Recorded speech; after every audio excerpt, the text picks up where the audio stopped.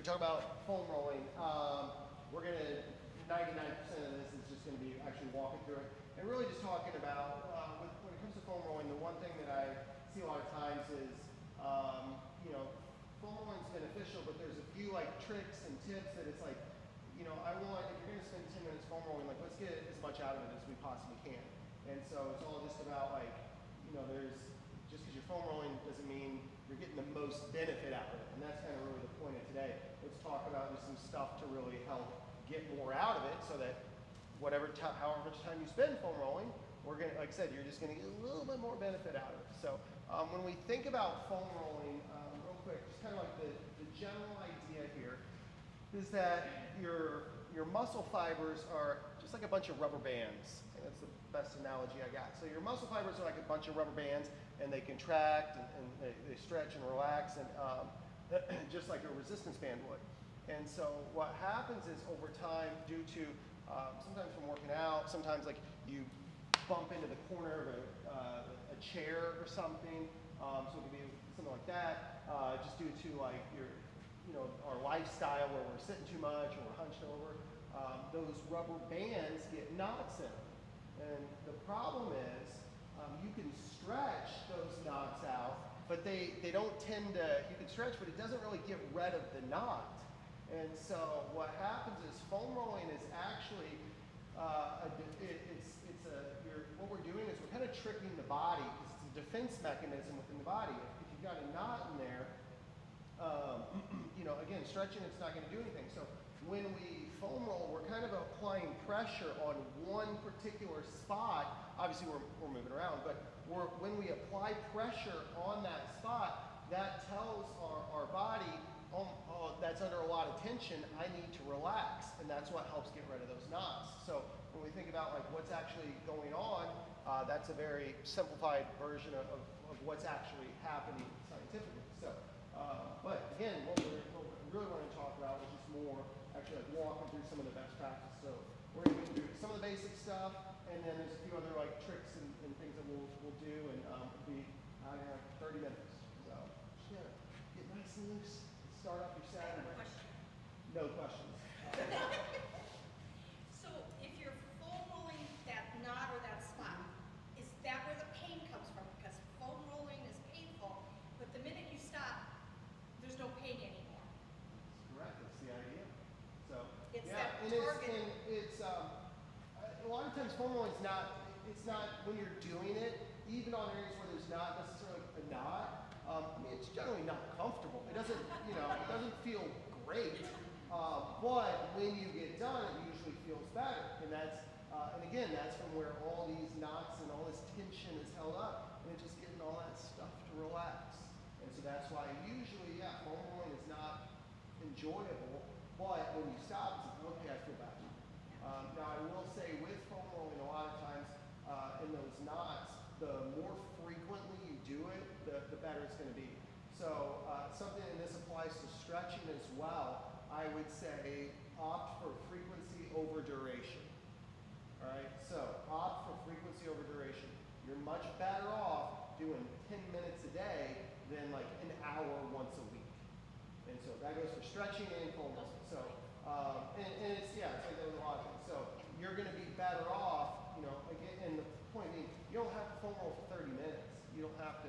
We're only going to do about that because we're going to talk through a lot of different stuff. But this could be I would say 5 minutes a day is great. But the more frequently you foam roll, the better off you're going to be. So you don't have to, like I said, you're better off doing that than doing like an hour once a week. So to start off, we're going to start with, again, some of the basics here. All about the basics. So have a seat on the foam roller. We're going to start with the glutes. All right? Glutes are, almost all movement involves the hips. So your glutes, your hips, all this stuff right here is super important that you're getting everything out of it you can. All right, so first thing, and this is something a lot of people do wrong, whatever side, so just so we're all kind of speaking the same language here, you're going to put your left hand, make sure your other left, you put your left hand on the ground, and you want to cross the left leg over the right. All right? So that's the reason we're crossing this leg over is because we're putting this glute muscle in a stretched position. When we stretch that muscle out, that allows, when we stretch those muscle fibers out, that allows us to dig a little bit deeper in there, which is going to make this more effective. So again, first thing I see a lot of people do wrong is they'll cross the wrong leg, and then they're working on the glute that's not in a stretch position. So when we think about this, I want to think about going from basically almost like the bottom of my glute muscle up to about where my belt would be. All right. So the first thing to think about, like I said, we want to foam roll on the areas that are stretched out so that we can get in there a little bit deeper, and that's why we bend this leg here. If this was just miserably uncomfortable, could you do it like this? Yeah, absolutely. And this, if it's like, man, I cannot cross my leg, John, then I would say, have your foot on the ground. That's fine. It's not the end of the world. But it's gonna be more effective having this leg crossed, whatever side you're leaning on. So again, I want to put this muscle that I'm foam rolling in a stretched position. That's first and foremost. And then I want to, the second thing to think about is working through a full range of motion. A lot of people have a tendency, especially in, not as much in the glutes, but in other areas in particular, where they're just like foam rolling like one small area. It's like, well, that's a big muscle there. You need to work over the entire muscle if you're trying to improve the tissue quality throughout the muscle. So you want to work through a full range of motion. And then the third thing to think about is slow and steady. All right, most people go too fast when they're foam rolling.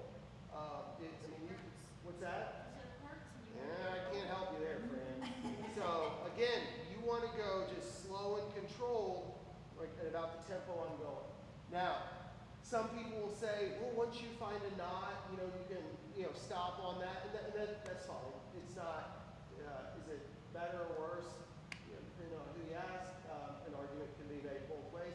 But the important thing is I would just say go slow and steady. All right. Now, one other thing to think about to get more out of this particular movement is the position of the knee. All right. And so if I drop my knee down, you'll now feel it more in kind of those hip rotator muscles, a little bit more on the outside part of the glute. So play around with that just so you can feel, and that's the point of doing this. I want you to see how if you change the angle and change the position, it can completely change things. And so again, I'm looking at, go ahead and switch sides now. So, oh, you guys aren't lopsided. I want you to walk around in circles because you're out of balance here. So again, when you're thinking about the knee position, like what Laura's got right here, so this is going to work more like the middle part of the glute, but then as she drops the knee down, she'll work more on the outside of the glute. It's not, is it like, well, what should I do, this or that? I would say you need to make it, balance it out a little bit. So, question? No, Or just uncomfortable? this side is hard. This side is harder. That doesn't surprise me. Think about it, like we're all more asymmetrical. You're either right-handed, left-handed. That's one thing that with a lot of stuff, I think there's a misunderstanding. Like we're not perfectly symmetrical. Like again, we've got a dominant hand. Generally, our balance is better on one leg than the other. And same thing, foam rolling, stretching, all that stuff. It's not uncommon for one side to be much better or worse than the other. So we'll do this for about 15 more seconds. So one other thing to think about, going back to that whole stretched position, the more I bend this leg right here, the more I'm stretching this leg. So if I'm out here, this is not very stretched, this glute muscle isn't. As I bend my leg in, it's pulling this leg up to me, which is stretching it more. So that doesn't mean you need to bend this leg as much as humanly possible. It just means like, hey, you know what? If I want to dig a little deeper in there, I need to bend the leg that's on the ground, which will then put this in more of a stretched position. So again, a few things right there just to help get more out of it. Think about how much is this leg bent, and then how much is this leg, like where's my knee at? Out to the side, more in the middle. Again, you can kind of change the angle in order to target the muscles a little differently. So, moving right along, we're going to do now the quad muscles, the front of the thighs here. So, on here, first thing to think about, don't roll over your kneecap. It hurts and it doesn't do anything for you. So don't, and that would pretty much any bone, joint, don't, it just, again, it's only going to hurt and there's zero benefit. So don't do it. So we're going just from above the knee all the way up almost to like the hip. So this quadricep muscle right here on the front. Now, to start, we're going to go feet together and think about having your toes pointed down. There's a few tricks on here that will help you get more out of this. So we're going to go feet together and toes pointed down. Now, I'm using my elbows to move me up and down. All right, I'm using my elbows to, again, I'm trying, this is one of those particular exercises where people tend to not work through a full range of motion. You want to work all the way down to just above the knees, and then all the way up, almost to the hips. All right, so we're going to do that for about 10 more seconds. Again, think about working through a full range of motion. This is one where a lot of people tend to cut it short. All right, so from here, now this is where we can start to target the muscles a little differently, kind of like dropping the knee down. Take both of your feet, point your toes to the right, and then keep going.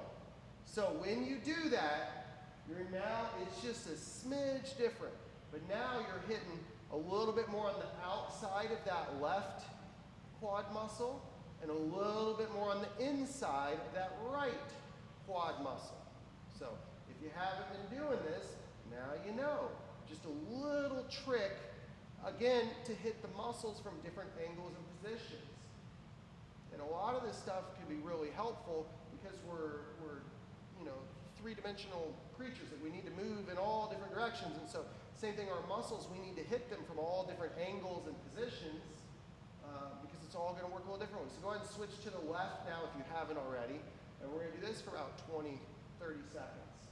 So now we're working, like I said, you point the toes to the left, and you should feel that a little bit more on the inside of the left thigh and on the outside of the right thigh.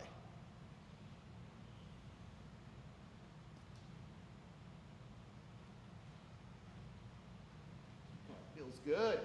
If you're cussing out Sarah for making you do lunges right now, I know why. You're a little sore from a workout earlier this week. That would be totally understandable. Good. So the next one, now we're going to let that lower body take a break for a minute. So we're going to work on now our upper body. So we're going to move on to the lats.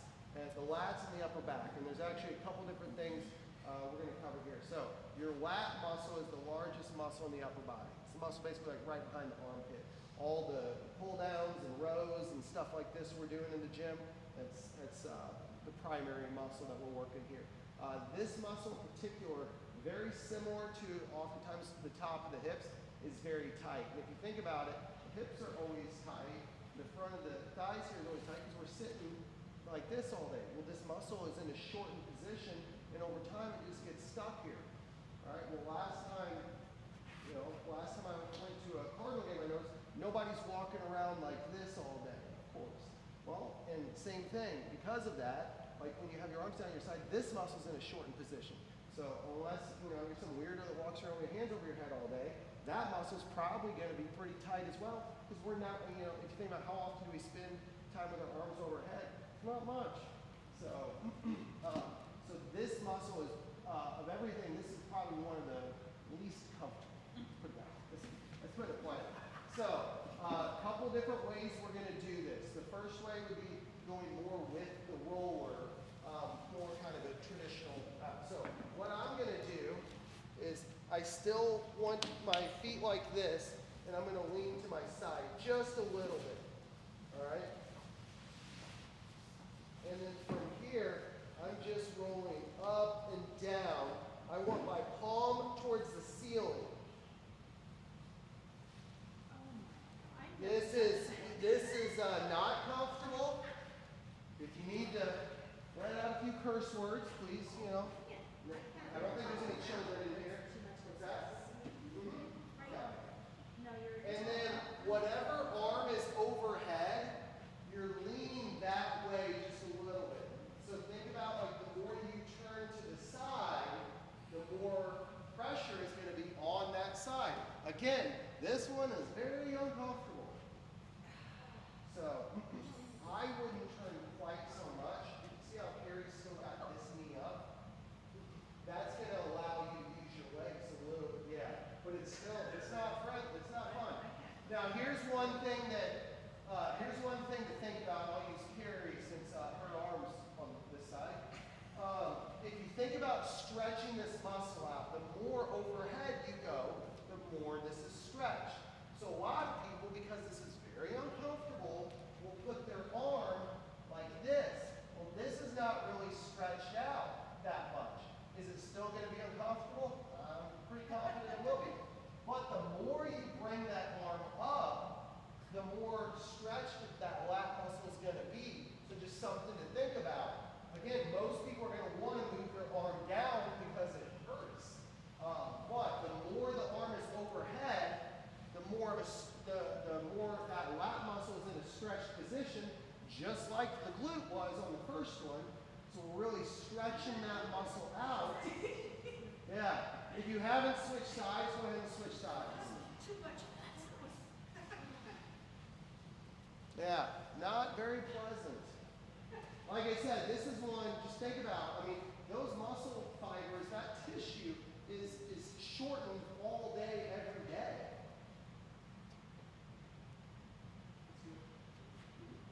Yep. Now, because of how we're set up here, again, like where the quads, we're working over a pretty big area, range of motion. On this, you're not really going that far, and that's okay. So again, the palm is up, your arm is overhead.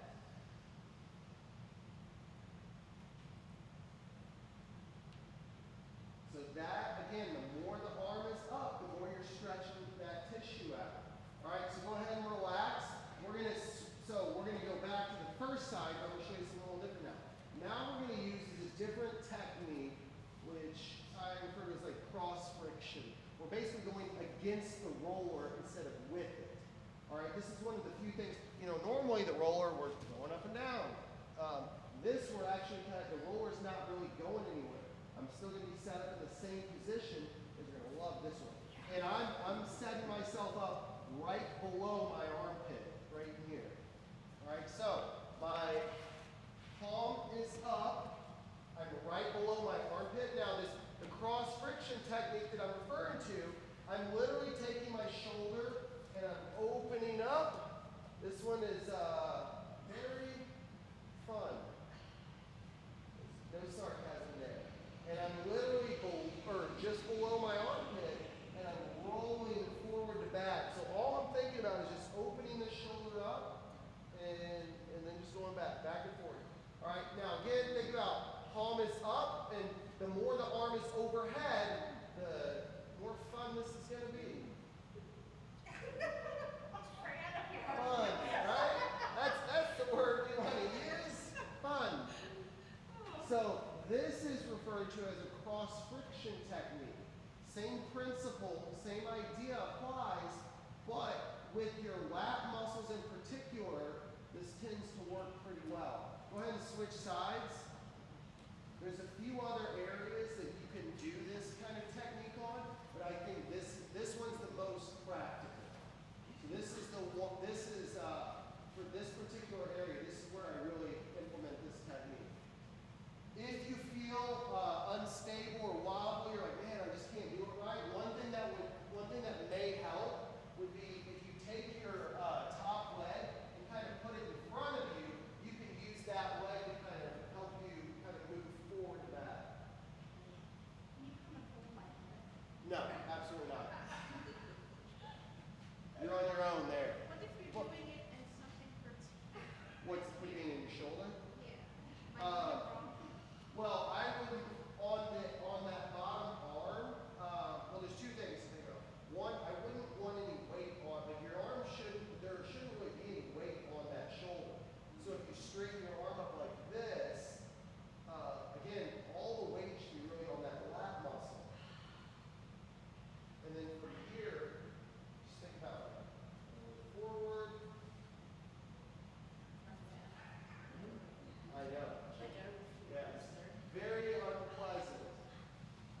Yes. Now, so part of the Fran is, again, you don't want any weight on that shoulder. Now, the other thing to think about, and this might determine, like, this just may not be a great one for you. If you think about this is the head of your humerus muscle right here, it kind of sits like this. And if it's like a pinching or very uncomfortable, sometimes how that ball and socket joint works, it's almost like it's just pinching in there, and that's just more, blame your parents. It's more of a genetic thing and how your bone structure is, just like we all look different. Our bone structures are all slightly different, and it's like that just might not be appropriate. And again, it's just the way it is, and nothing. You're not going to go in there and shave that bone down, so there's really nothing we can do about it. It's just like, all right, that one's just not good for me. And then we go to more the first lat one that we did, or the one that we're going to do right now, which is more the upper back. Now this is working more the middle part of the back, not as much as the lats. I would say this one actually feels pretty good. I was not sarcastic. So here, there's two strategies here. All right, I want this right about the mid part of my back, and I'm rolling from the mid part of my back to just below my neck. All right, two options here. Option one, give yourself a hug. You deserve it. That's one option. Option two would be to put your hands behind your head to kind of support your neck. Either one, I don't care. If you've got really long hair, sometimes it's nice to hang on to the hair. The one thing I would say though is if you do this, you want to bring your elbows in. All right, and then also don't pull on your neck. All right, you don't want to. You can support your neck, but don't jerk on your neck. Don't pull on your neck a ton. That's not good. So you can support your neck. If you do that though, again, either one doesn't matter. Like I said, arms behind the head or hug it out, either way. But whichever, I personally prefer just kind of crossing my arms. But again, it makes no difference, just personal preference. If you have your arms behind your head though, keep your elbows in. When you keep your elbows in, what's actually happening is you're creating a little bit more space in your upper back that allows you to work in there a little bit deeper. It's the same reason why I say like give yourself a hug, is you're creating more space in those upper back muscles, which allows you to dig in a little bit deeper. So we're going, like I said, from like the base of the neck to about the mid part of the back here. All right. On this one, your legs should be doing 100% of the work as far as scooting you up and down that roller. All right. Now we've been doing this long enough, so what I want you to do now, turn to the right just a hair. All right? So now, by changing the angle, again, the important thing is here, we're really working on how can we, stretch the muscles out, how can we work through a full range of motion, and how can we target these muscles from different angles and positions and all that fun stuff. So go ahead, and now we'll lean to the left. So again, you're just kind of turning to the left or turning to the right. And then we're slow and steady. Yep, working from the mid part of the back all the way up almost to like the base of the neck. We don't want to roll on our neck.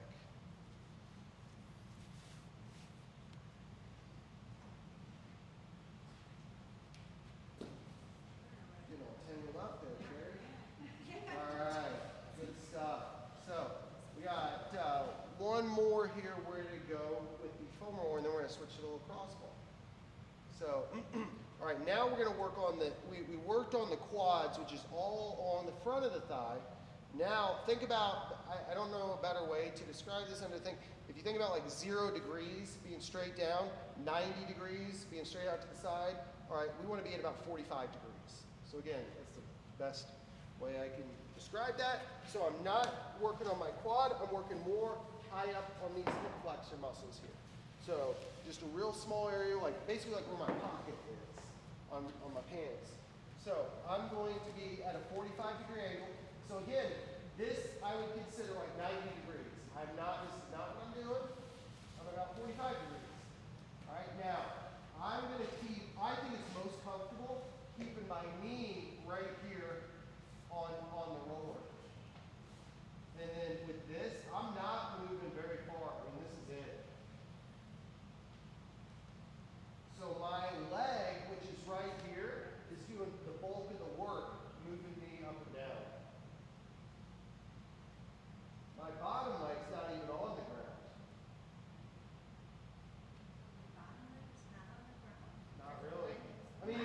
toes touching the ground, that's fine. But my top leg's what's moving me up and down. Here's the thing to think about. Go ahead and keep doing that. Here's the thing to think about with foam rolling. It's going to be more effective, and I know you're going to laugh thinking like, yeah, good luck.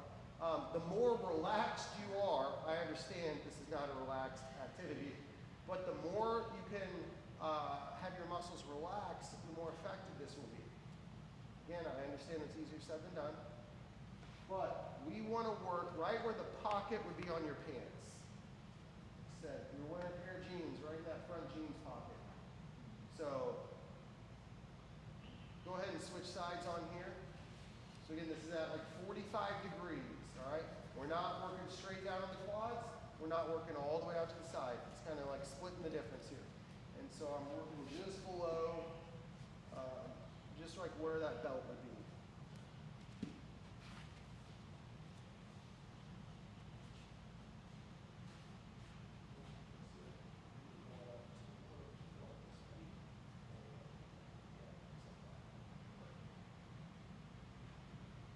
Again, slow and controlled. Work through a full range of motion. Work from different angles. That's why we worked on the quads previously. Now we're working a little bit more on the outside of the hip.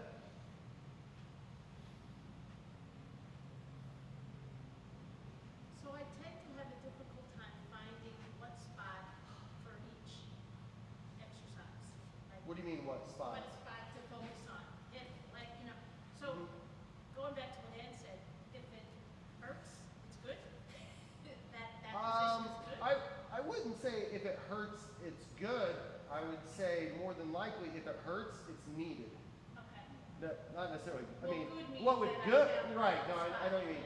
Good would be like, oh, this doesn't bother me at all. But No, I don't want that. yeah. I don't think I want that. Yes. So, It's smart to always. all right, good. Go ahead and relax, and then one's got a little cross ball right next to you. So we're going to do a couple things on here.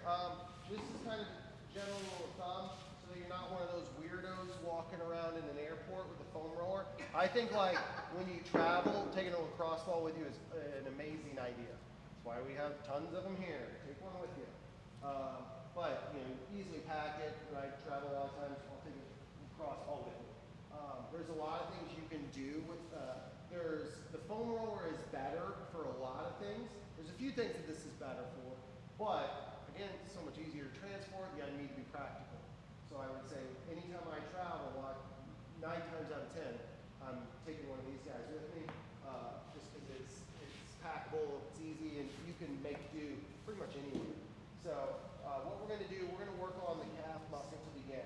All right. So if anyone's got any like plantar fasciitis issues or has dealt with that in the past, will be a good friend of yours. So the trick with the foam roller is I'm putting this right on the meat of my calf muscle here, so right in the middle, and then I'm going to cross my leg over. Makes it feel so much better. Now you can hold yourself up like this. That's going to exhaust the shoulders pretty quick. So honestly, what I do is I want to find one area, and I'm not actually like really moving. I'm just kind of rocking back and forth right here. All right. So I'm not going like crazy fast, but I'm just rocking back and forth. Now, of course, this isn't hitting the entire calf muscle. That's okay. I'd move around in like 30 seconds. All right, so I'm just rolling back and forth right here. And then to go back to that, hitting this from different angles. So this is the leg I'm working on. I'm paying attention to my toe. My toe is up. Now I'm up on my toe out. Now, again, I'm not going crazy like trying to point it all the way towards Rachel, but just pointing that toe out a little bit will go a long way. And I'm going to do that for about 20 seconds. And then I'm going to point my toe in and do that for about 20 seconds. Now, here's one thing I will say, and this, in my opinion, has a lot to do with everyone's gait patterns being different. We all walk differently. Most of the time, most folks, like on the inside, you'll feel nothing, and on the outside, it'll be excruciating. Or you're the opposite, and on the out, for me, on the inside of my calf muscle, I could do this all day and it's fine. On the outside, makes me start sweating. Again, everyone's different, and it's really just kind of based on your gait pattern. But generally, you'll find, like, boy, on the outside of my calf, it's miserable, but on the inside, I'm fine, or vice versa. To that, I would just say, one, that's why it's good to realize that by targeting the muscle from different angles. But two, I would say you probably want to spend a little bit more time on the side that's tender. So go ahead and switch sides. All right. So we're going to, again, cross that leg over, just rock back and forth. And then, so we would do this for about 20 seconds, point the toe out for 20, and then point the toe in for 20. All right. One other thing to think about. Now remember, depending on, just to save time, we're not going to go through this like for a full another 2 minutes, but it may also be beneficial to scoot up or down a little bit, depending, because again, you're not able to cover a ton of room or a ton of area using the lacrosse ball. So I'm just like I said, I'm not even picking myself up just because that would, my shoulders would get tired pretty quick. So I'm just rocking back and forth again, pointing the toe out, pointing the toe in. So for this particular area, I prefer the lacrosse ball over the foam roller. So really allows you to dig in deep. Nice and fun. All right. Now the next one we're going to do, and again, this is more think about when you're traveling on vacation or doing whatever it is you're doing, because generally I would recommend the foam roller for the glute, which is the one we started with. But you can use the lacrosse ball, and it's a slightly different technique. So if I put this lacrosse ball right next to me here, all right, I'm going to lean away, and there's almost like a little pocket right here in your glute muscle. Now, my knee's bent about 90 degrees.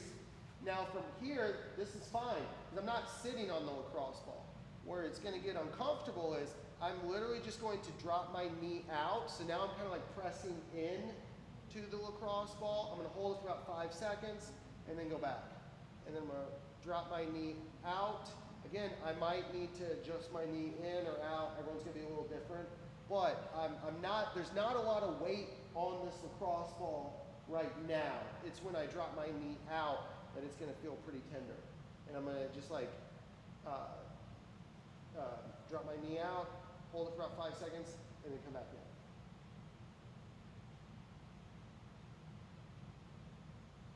So go ahead and switch sides on here. Again, you might find one side's a little bit more unpleasant than the other. Again, this is one I would generally recommend a foam roller for when you're at the gym, but if you don't have that or when you're traveling, this is a great alternative.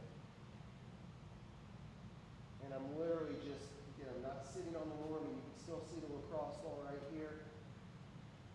I'm dropping my knee down into the lacrosse ball.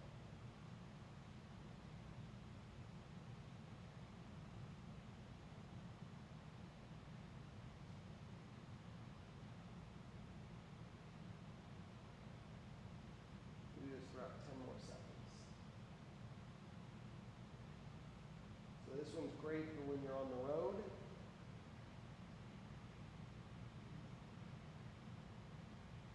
Alright, so now what we're going to do, I don't have to get up. I'm going to put this right in between my spine and my right scapula. Your scapula is that triangle-shaped flat bone, alright, right in here. So I'm going to put this in between my spine and my scapula here on the right side. And then what I'm going to do from here is I'm going to try to relax. Again, easier said than done. And I'm literally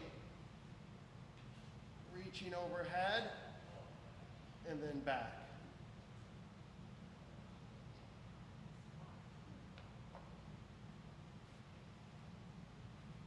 So, and just nice and easy. So again, it's in between the spine and the scapula.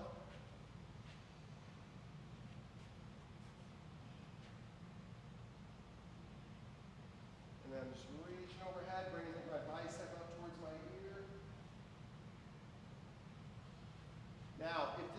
too much pressure, then you can just kind of lean away from the roll or from the crossball a little bit. All right, so I would generally do this for about a minute on one side. You could move it up or down a little bit. You kind of just got to play around with it and see where you need the most work.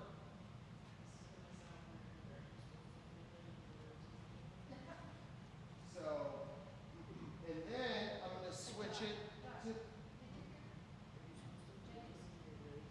No, I'm only going to do it just a smidge.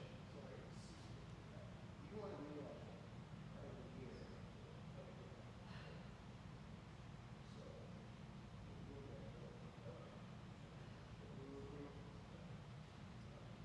Yeah, think about, like I said, picture that scapula, that triangle-shaped bone. I want to be in between there and my spine. Toward the bottom. I play around a little bit. And then go ahead and, if you haven't, switch sides and try that. Is that better, Jimmy? Yeah. Thank you. On this one, I would say probably the biggest mistake people are going to make is having it set up too low. Like Jenny did. Not throwing one under the bus. And so whatever side I'm working on, that's the arm just kind of reaching up overhead.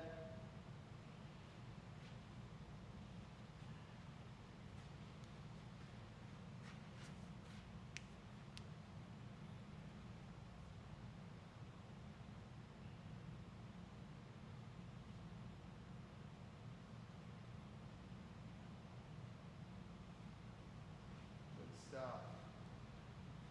All right, we got 2 to go. All right, so we're going to work on kind of the same area, but do this standing.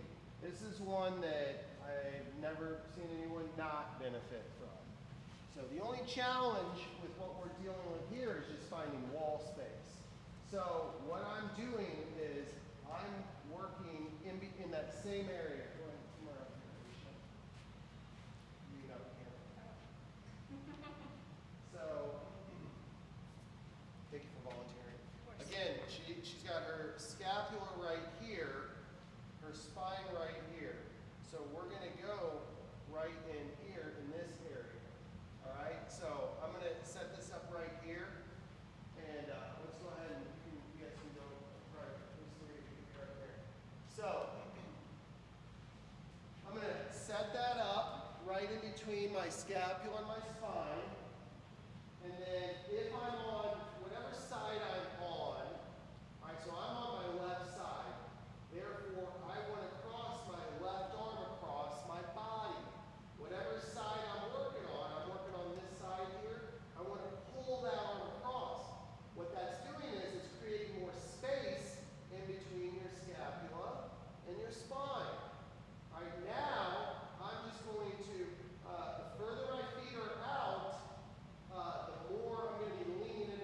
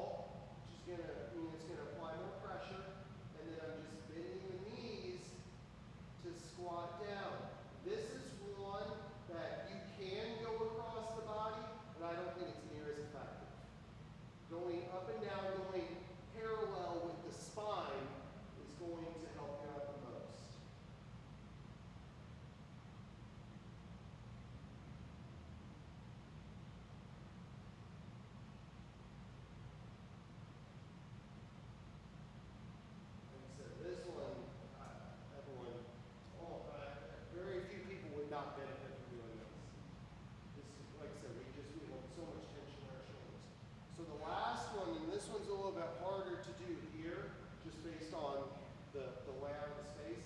So that was targeting, the one we just did was targeting more like the lower traps, all right, your trapezoid muscles, or we refer to your traps. Kind of make this like diamond shape. They're up here in the neck, and they run out to the shoulders, and then from the shoulders they kind of run like down, come on back over here, or muffle. Our traps kind of run here, up, but then that's our upper trap, these muscles here. Then our lower traps start here and kind of go down. So they make like a diamond, almost like a diamond shape, right? So this one hits more the lower trap muscles, all right? Now we're going to hit more the upper trap muscles right on here. Again, this was a little bit harder to do, but think about how often we're like so tense in our neck. The reason I say it's more difficult to do is just because you need a corner of the wall, which, you know, depending on where you're at, is easier said than done. And all I'm doing is I'm applying downward pressure into the ball. And so how I do that is I have to relax my arm. I don't want to use my arm because then I'm tensing up. So I'm putting this ball right on top of my shoulder. I'm going to the corner of the wall, and I'm literally just pushing, applying pressure into the wall. My arm is relaxed. Right? I don't want my arm to do a ton of work. So this one, you're not really moving around a lot. So the more you're kind of bent forward, the easier it's going to be. Yeah. You're not really moving. You can, kind of where you're going. But you're not, like I said, with this one, you're not really like rolling back and forth.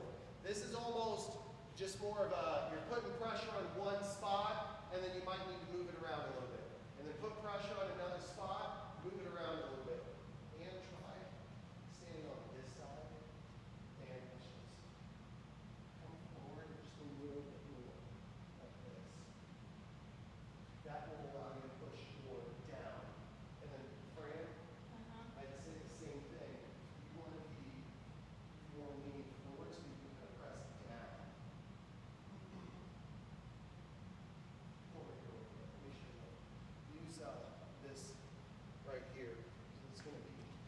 So you want to be like this. I'm really forward. Yep. And then we're going to go right here. And then as you push into it, feel it's just kind of like applying pressure like that.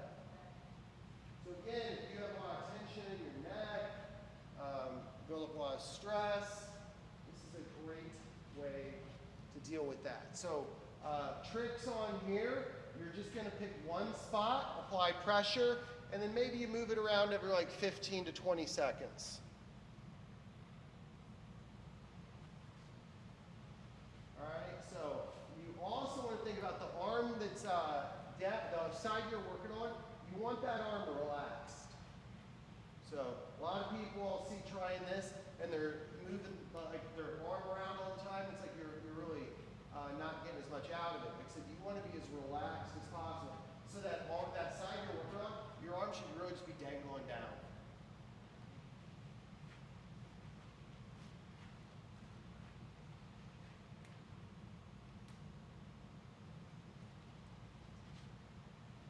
No.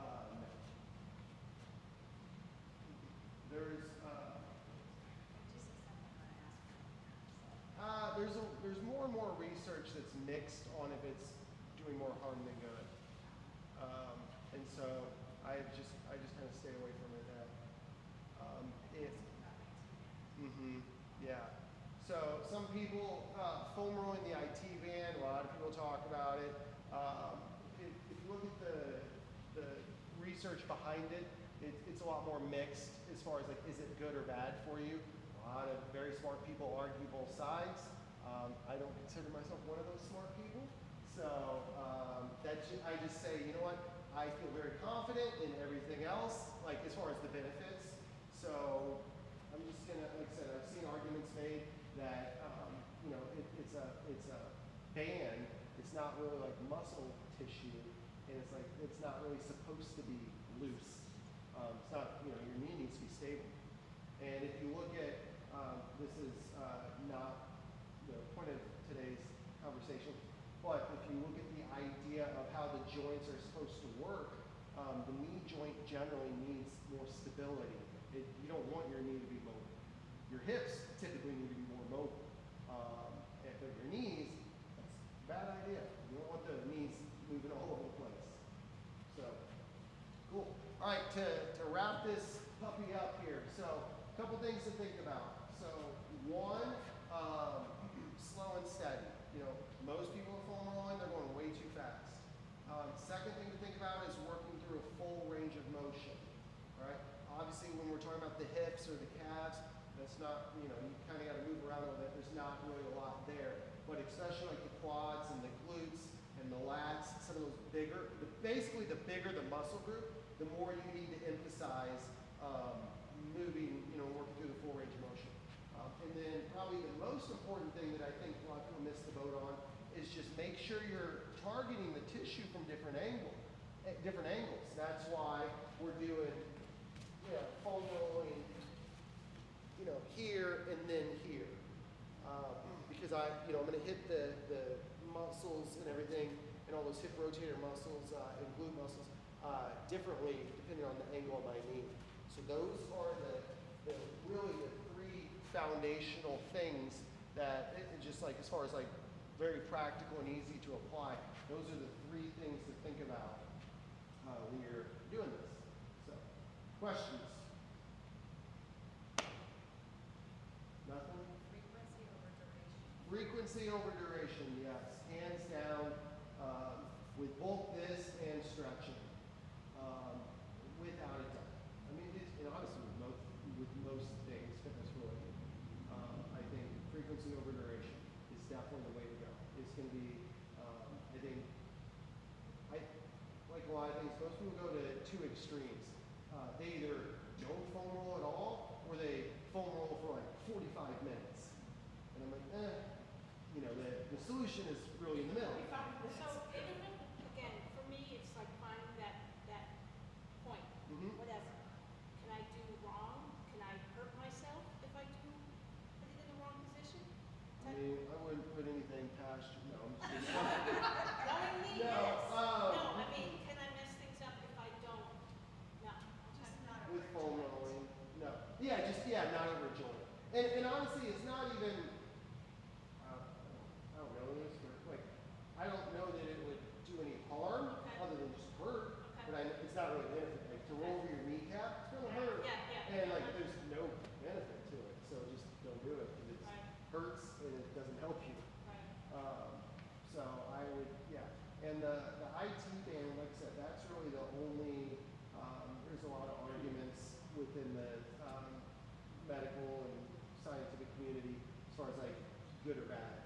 And so that's something over the last couple of years I've just gotten more and more away from. Like if someone does it and they're like, I feel better afterwards, I'm like, okay. You know, I don't.